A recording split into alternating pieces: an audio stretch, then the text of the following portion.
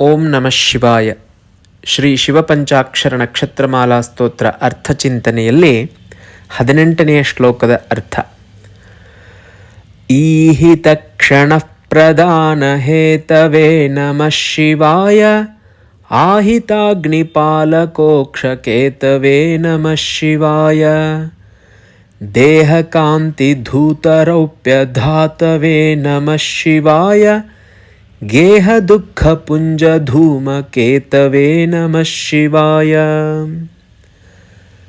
ಈ ಹಿತಕ್ಷಣ ಪ್ರದಾನ ಹೇತವೇ ನಮಃ ಶಿವಾಯ. ಈ ಹಿತ ಅಂತ ಹೇಳಿದ್ರೆ ಐಹಿಕವಾದಂತಹ ಭೋಗಭಾಗ್ಯಗಳು, ಈ ಜೀವನವನ್ನು ಮಾಡಲಿಕ್ಕೆ ಬೇಕಾದಂತಹ ಶ್ರೀಮಂತಿಕೆ, ಸಂಪತ್ತು, ಆರೋಗ್ಯ, ಇವುಗಳೆಲ್ಲವನ್ನು ಕ್ಷಣ ಮಾತ್ರದಲ್ಲಿ ಕೊಡುವಂತಹ ಪ್ರದಾನ. ದಾನ ಅಂತ ಹೇಳಿದ್ರೆ ಕೊಡೋದು, ಪ್ರದಾನ ಅಂತ ಹೇಳಿದ್ರೆ ವಿಶೇಷವಾಗಿ ಕೊಡೋದು, ಹೇತು ಅಂತ ಹೇಳಿದ್ರೆ ಕಾರಣ ಅಂತ ಅರ್ಥ. ಚತುರ್ಥಿ ವಿಭಕ್ತಿಯಲ್ಲಿ ಹೇತವೇ ಅಂತ ಆಗತ್ತೆ. ನಾವು ಬಯಸಿದಂತಹ ಇಷ್ಟಾರ್ಥಗಳನ್ನು ಕ್ಷಣ ಮಾತ್ರದಲ್ಲೇ ನೆರವೇರಿಸುವುದಕ್ಕೆ ಕಾರಣವಾದಂತಹ ಹೇ ಈಶ್ವರನೇ ನಿನಗೆ ನಮಸ್ಕಾರ. ಎರಡನೆಯ ಸಾಲು. ಆಹಿತಾಗ್ನಿಪಾಲಕೋಕ್ಷಕೇತವೇ ನಮಃ ಶಿವಾಯ. ಅಗ್ನಿಹೋತ್ರಿಗಳನ್ನು ವಿಶೇಷವಾಗಿ ರಕ್ಷಿಸುವಂತಹ ಹೇ ಈಶ್ವರನೇ ನಿನಗೆ ನಮಸ್ಕಾರ. ಅಗ್ನಿಹೋತ್ರಿಗಳು ಅಂತಂದರೆ ವೈದಿಕ ಧರ್ಮದಲ್ಲಿ ದಕ್ಷಿಣಾಗ್ನಿ, ಗಾರ್ಹಪತ್ಯಾಗ್ನಿ, ಆಹವನೀಯ, ಶ್ರೌತಾಗ್ನಿ, ಈ ರೀತಿ ಪಂಚಾಗ್ನಿಗಳ ವಿಚಾರವನ್ನು ನಾವು ಕೇಳ್ತೀವಿ. ಕರ್ಮದಲ್ಲಿ ಇವುಗಳೆಲ್ಲ ಬರುವಂಥವುಗಳಾಗ್ತವೆ. ಇವುಗಳಲ್ಲಿ ವಿಶೇಷವಾಗಿ ನಾವು ಆಚರಿಸುವಂತಹ ಈ ಅಗ್ನಿಹೋತ್ರ ಇದು ತ್ಯಾಗದ ಸಂಕೇತ. ನಾವು ಅಗ್ನಿಯಲ್ಲಿ ಇದಂ ನ ಮಮ ಅಂತ ಹೇಳಿ ಅರ್ಪಣೆಯನ್ನು ಮಾಡುತ್ತೀವಿ. ಹವಿಸ್ಸುಗಳನ್ನು, ಧಾನ್ಯಗಳನ್ನು ಎಲ್ಲವನ್ನು ಅರ್ಪಣೆ ಮಾಡುತ್ತೀವಿ. ಅದರ ಅರ್ಥ ಇದು ನನ್ನದಲ್ಲ ಹೇ ಭಗವಂತ, ನಿನ್ನದು. ಕೆರೆಯ ನೀರನ್ನು ಕೆರೆಗೆ ಚೆಲ್ಲಿ ವರವು ಪಡೆಯಿರೋ ಅಂತ ಒಂದು ಮಾತಿದೆ. ಆ ಭಗವಂತನಿಂದ ಪಡೆದಂತಹ ಈ ವಸ್ತುಗಳನ್ನು ಆ ಭಗವಂತನಿಗೆ ಅರ್ಪಣೆ ಮಾಡಿ ನಾವು ಧನ್ಯತೆಯನ್ನು ಪಡೆಯಬಹುದು ಎನ್ನುವುದಕ್ಕೆ ಆಧಾರ ಈ ಅಗ್ನಿಹೋತ್ರ ಅನ್ನುವಂಥದ್ದು. ನಮ್ಮ ಮನೆಯಲ್ಲಿ ನಮ್ಮ ಮಕ್ಕಳಿಗೆ ನಾವೇ ಚಾಕ್ಲೇಟ್ ತಂದು ಕೊಟ್ಟಿರ್ತೀವಿ. ಆ ಚಾಕ್ಲೇಟಲ್ಲಿ ಯಾವುದೋ ಒಂದು ಮಗು ವಾಪಸ್ ತಂದು ನಮ್ಮ ಬಾಯಿಗೆ ಕೊಟ್ಟರೆ ನಮಗೆ ಖುಷಿ ಆಗತ್ತಲ್ಲ. ಅದೇ ರೀತಿ ಭಗವಂತ ಕೊಟ್ಟಂತಹ ವಸ್ತುವನ್ನು ಭಗವಂತನಿಗೆ ಅರ್ಪಣೆ ಮಾಡಿದ್ರೆ ಆ ಭಗವಂತ ಅತ್ಯಂತ ಸಂಪ್ರೀತನಾಗ್ತಾನೆ. ಹಾಗಾಗಿ ವೈದಿಕ ಪರಂಪರೆಯಲ್ಲಿ ಹೋಮ, ಹವನ ಇದೆಲ್ಲ ಹಿಂದಿನ ಕಾಲದಿಂದ ನಡೆದು ಬಂದಿತ್ತು. ಇದರ ಸಾಂಕೇತಿಕವಾದಂಥ ಅರ್ಥ ತ್ಯಾಗದ ಮನೋಭಾವವನ್ನು ನಾವು ಹೊಂದಲಿ ಎನ್ನುವಂಥದ್ದು. ಇನ್ನೂ ವಿಶೇಷವಾಗಿ ಅದಕ್ಕೆ ಅರ್ಥ ಇದೆ. ಅದು ವೈಜ್ಞಾನಿಕವಾಗಿಯೂ ಕೂಡ ಬಹಳಷ್ಟು ಲಾಭದಾಯಕ. ಈ ಅಗ್ನಿಹೋತ್ರ ಅನ್ನುವಂಥದ್ದು ವಿಜ್ಞಾನಿಗಳಿಗೂ ಕೂಡ ಆಶ್ಚರ್ಯ ಮಾಡಿದೆ. ಉದಾಹರಣೆಗೆ ಭೂಪಾಲಲ್ಲಿ 1984 ಡಿಸೆಂಬರ್ 3ನೇ ತಾರೀಕು ಅನಿಲ ದುರಂತ ಸಂಭವಿಸುತ್ತೆ. 10 ಕಿಲೋಮೀಟರ್ ದೂರದಲ್ಲಿ ವಾಸ ಮಾಡಿದಂತಹ ಜನರೂ ಕೂಡ ಆ ಅನಿಲ ದುರಂತದಿಂದ ಮರಣ ಅಪ್ಪುತ್ತಾರೆ, ಸತ್ತು ಹೋಗ್ತಾರೆ. ಆದರೆ 1 ಕಿಲೋಮೀಟರ್ ದೂರದಲ್ಲಿದ್ದಂತಹ 4 ಬ್ರಾಹ್ಮಣ ಕುಟುಂಬಕ್ಕೆ ಏನೂ ಆಗಿರಲಿಲ್ಲ. ಇದರಿಂದ ಸಂಶೋಧಕರಿಗೆ, ವಿಜ್ಞಾನಿಗಳಿಗೆ ಆಶ್ಚರ್ಯ ಆಯಿತು. ಅವರಲ್ಲಿ ಹೋಗಿ ಚೆಕ್ ಮಾಡ್ತಾರೆ, ಯಾಕೆ ಇವರು ಬದುಕಿದ್ರು, ಯಾವ ಕಾರಣದಿಂದ ಇವರಿಗೇನೂ ಆಗಲಿಲ್ಲ ಅಂತ ತಿಳ್ಕೊಂಡಾಗ ಅವ್ರಿಗೆ ಗೊತ್ತಾಗಿರುವಂಥ ವಿಚಾರ ಏನು ಅಂದರೆ, ಆ ಬ್ರಾಹ್ಮಣರ ಮನೆಯಲ್ಲಿ ಪ್ರತಿನಿತ್ಯ ಅಗ್ನಿಹೋತ್ರ ಕರ್ಮ ಮಾಡ್ತಾ ಇದ್ದರು. ಅದರಿಂದ ಏನಾಗಿತ್ತು ಅಂತ ಹೇಳಿದ್ರೆ ಅಲ್ಲಿರುವಂತಹ ವಾಯು ಅದು ಶುದ್ಧವಾಗಿತ್ತು. ಹಾಗಾಗಿ ಅವರು ಬದುಕಿದ್ರು. ಈ ಅಗ್ನಿಹೋತ್ರ ಮಾಡೋದ್ರಿಂದ ಮನಸ್ಸಿಗೆ ಶಾಂತಿ ಸಿಗುತ್ತೆ, ಒತ್ತಡ ನಿವಾರಣೆ ಆಗುತ್ತೆ. ಆ ಒಂದು ಸ್ಥಳದಲ್ಲಿ ಪರಿಸರ ಅನ್ನುವಂಥದ್ದು ಪರಿಶುದ್ಧವಾಗುತ್ತೆ, ಪರಿಸರ ಮಾಲಿನ್ಯ ಅನ್ನುವಂಥದ್ದು ಕಡಿಮೆ ಆಗುತ್ತೆ. ಅಗ್ನಿಹೋತ್ರ ಮಾಡೋದ್ರಿಂದ ದೇಹದಲ್ಲಿ ರೋಗ ನಿರೋಧಕ ಶಕ್ತಿ ಅನ್ನುವಂಥದ್ದು ಹೆಚ್ಚಾಗತ್ತೆ. ನಮ್ಮ ಮನಸ್ಸಲ್ಲಿರುವಂತಹ ನಕಾರಾತ್ಮಕ ಶಕ್ತಿಗಳೆಲ್ಲ ಹೊರಟೋಗ್ತವೆ. ಈ ಹೋಮವನ್ನು ನಡೆಸೋದ್ರಿಂದ ಅಲ್ಲಿ ಬೇಕಾದಷ್ಟು ಆ ಸುತ್ತಮುತ್ತಲಿನ ಪರಿಸರದಲ್ಲಿರುವಂತಹ ರೋಗವನ್ನು ಉಂಟು ಮಾಡುವಂತಹ ಜೀವಿಗಳು ನಾಶವಾಗ್ತವೆ.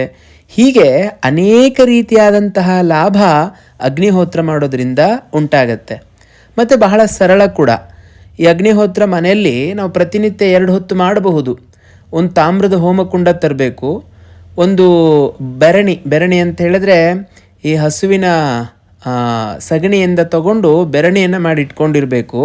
ಅನಂತರ ಕೆಂಪು ಬಣ್ಣದ ಅಕ್ಕಿಯನ್ನು ತಗೊಂಡಿರಬೇಕು. ಹಾಗೆ ಹಸುವಿನ ತುಪ್ಪ, ಶುದ್ಧ ಹಸುವಿನ ತುಪ್ಪವನ್ನು ಹಾಕಿ ಅಗ್ನಿಯಲ್ಲಿ ಹೊತ್ತಿಸಿದಾಗ ಅದರಿಂದ ಬರುವಂಥ ಹೊಗೆ ನಮ್ಮ ಮನೆಯನ್ನು, ನಮ್ಮ ಸುತ್ತಮುತ್ತ ಇರುವಂತಹ ಪರಿಸರವನ್ನು ಸ್ವಚ್ಛವಾಗಿಡುತ್ತೆ ಅಂತ ಹೇಳಲಾಗತ್ತೆ. ಈ ಅಗ್ನಿಹೋತ್ರ ಮಂತ್ರಪೂರ್ವಕವಾಗಿ ಮಾಡೋದಾದರೆ ಸೂರ್ಯಾಯ ಸ್ವಾಹ ಸೂರ್ಯಾಯ ಇದಂ ನ ಮಮ, ಪ್ರಜಾಪತಯೇ ಸ್ವಾಹ ಪ್ರಜಾಪತಯೇ ಇದಂ ನ ಮಮ ಅಂತ ಮಂತ್ರಗಳನ್ನು ಹೇಳಿಕೊಂಡು ಅಗ್ನಿಹೋತ್ರವನ್ನು ಮಾಡಬಹುದು ಸೂರ್ಯೋದಯದಲ್ಲಿ. ಇನ್ನು ಸೂರ್ಯಾಸ್ತ ಸಮಯದಲ್ಲಿ ಹೇಳೋದಾದರೆ ಅಗ್ನಯೇ ಸ್ವಾಹ ಅಗ್ನಯೇ ಇದಂ ನ ಮಮ, ಪ್ರಜಾಪತಯೇ ಸ್ವಾಹ ಪ್ರಜಾಪತಯೇ ಇದಂ ನ ಮಮ ಅಂತ ಮಂತ್ರ ಹೇಳ್ಕೊಂಡು ಕೂಡ ನಾವು ಈ ಅಗ್ನಿಹೋತ್ರ ಕಾರ್ಯವನ್ನು ಮಾಡಬಹುದು. ಒಟ್ಟಿನಲ್ಲಿ ಅಗ್ನಿಹೋತ್ರಿಗಳನ್ನು ವಿಶೇಷವಾಗಿ ಪಾಲಿಸುವಂತಹ ಹೇ ಈಶ್ವರನೇ ನಿನಗೆ ನಮಸ್ಕಾರ ಅಂತ ಹೇಳೋದು ಈ 18ನೆಯ ಶ್ಲೋಕದ 2ನೇ ಸಾಲಿನಿಂದ ನಮಗೆ ಗೊತ್ತಾಗತ್ತೆ.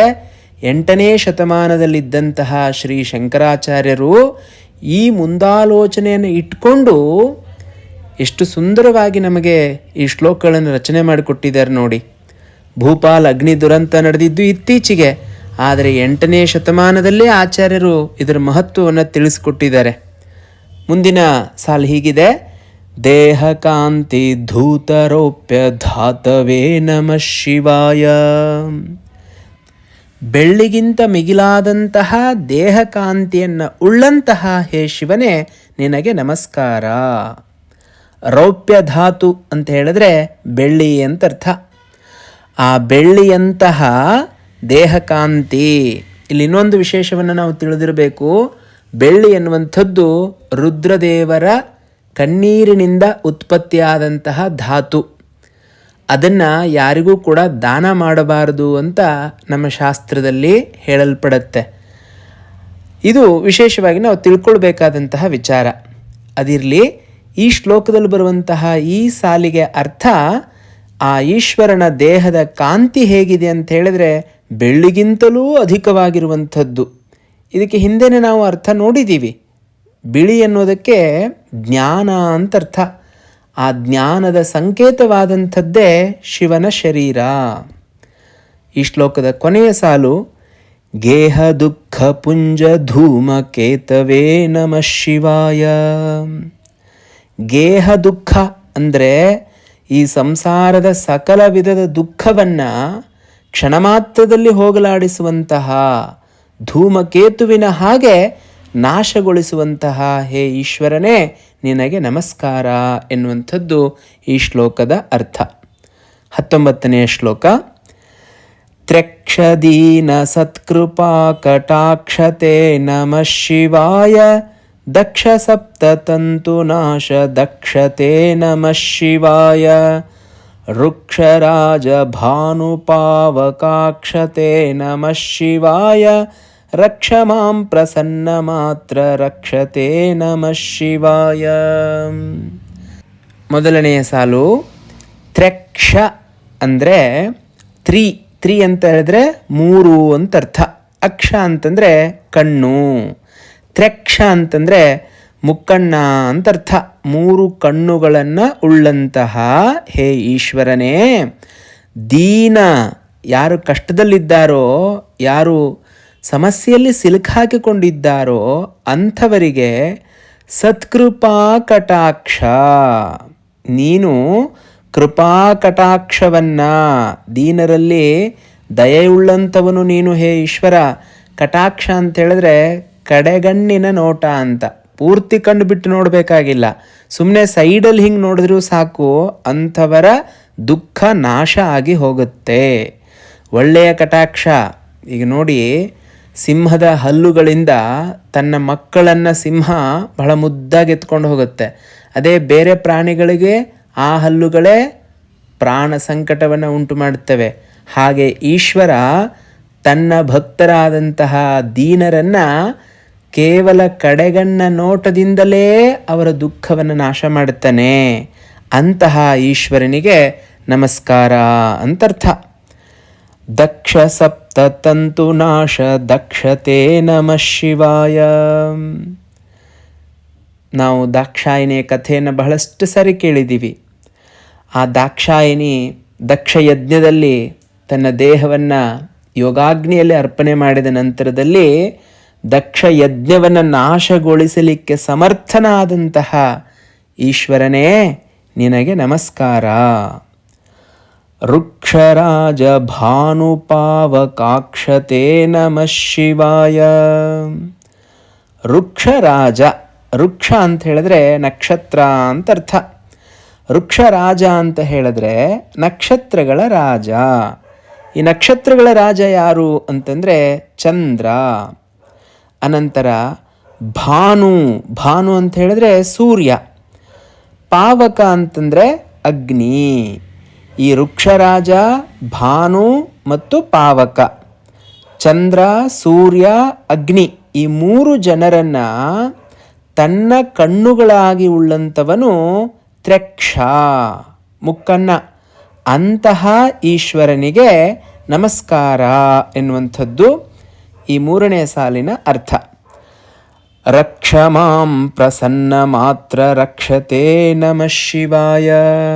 ಹೇ ಭಗವಂತ ಈಶ್ವರ, ರಕ್ಷ ಮಾಂ.